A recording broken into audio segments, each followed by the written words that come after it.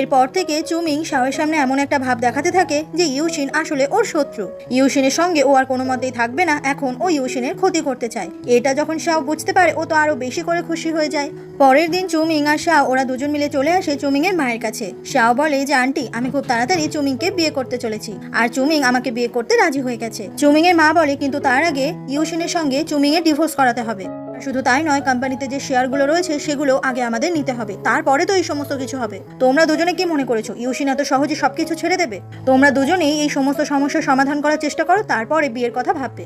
কথাটা বলে চুমিং এর মা ওখান থেকে চলে যায়। শাও বলে তুমি চিন্তা করো না চুমিং, আমরা দুজন মিলে সমস্ত কিছু ঠিক করে ফেলবো। চুমিং এর তখন শাওয়ের উপর অনেক রাগ হলেও ও তো নাটকটা চালিয়েই যায়। সেদিনই রাতে চুমিং আর শাও একটা ঘরে একসঙ্গে ড্রিঙ্ক করতে শুরু করে আর ওদের সবকিছুই ভিডিও হচ্ছিল আর সেই ভিডিওটা দূর থেকে ইউশিন দেখছিল। চুমিং তখন নিজের কষ্টের কথা বলে যে ইউশিনকে ভালোবেসে আসলে ইউশিন ওকে ঠকিয়েই গেছে। নেশার ঘোরে শাও সেই সময় সমস্ত সত্যিটা বলে দেয় চুমিংকে যে 6 মাস আগে কি করে ইউশিন আর চুমিং এর মধ্যে ভুল বোঝাবুঝি সৃষ্টি করেছিল। শুধু তাই নয়, ইউশিনের যে গাড়ি অ্যাক্সিডেন্ট হয়েছিল সেটাও শাও করিয়েছিল।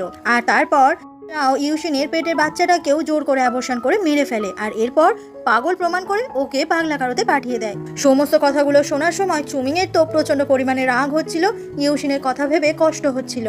এরপর শাও বুদ্ধি করে ইউশিনকে একটা জায়গায় ডেকে পাঠায় আর সেখানেই ও ইউশিনকে কিডন্যাপ করে নেয়। শুধু ইউশিনকে নয়, ওখানে ও লিলিকেও কিডন্যাপ করে রাখে। আসলে শাও খুব ভালো করে বুঝতে পেরেছে যে ইউশিনকেও যদি প্রাণে না মেরে ফেলে তাহলে ইউশিন কখনো চুমিংকে ডিভোর্সও দেবে না আর কোম্পানি থেকে সমস্ত শেয়ার অন্য কাউকে ট্রান্সফারও করবে না। সেই জন্য ইউশিনকে মেরে ফেলাটাই হবে এখন একমাত্র উপায় আর শাও সেটাই আজকে করতে চাইছে।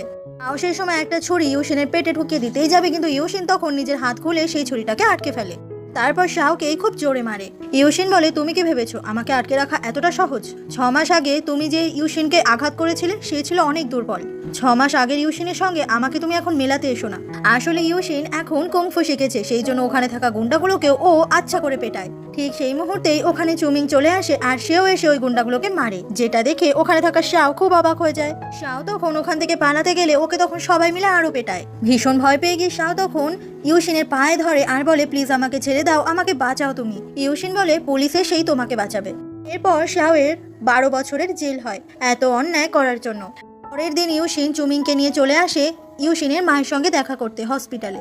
ইউশিন এখন অপেক্ষা করছে কখন ওর মায়ের জ্ঞান ফিরবে। এরপর অফিসে একটা বোর্ড মিটিং ডাকা হয়, সেখানে কার কত পার্সেন্ট শেয়ার সেই ভিত্তিতেই তো এই কোম্পানির সিইও নির্বাচন করা হবে।